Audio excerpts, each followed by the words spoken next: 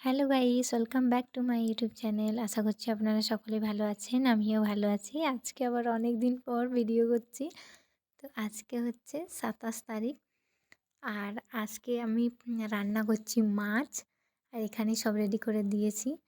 Tomato, কাঁচা লঙ্কা, এদিকে হচ্ছে ধনেপাতা, তারপর পেঁয়াজ কুচি আর আদা। তো এখন সেটাই রান্না করব।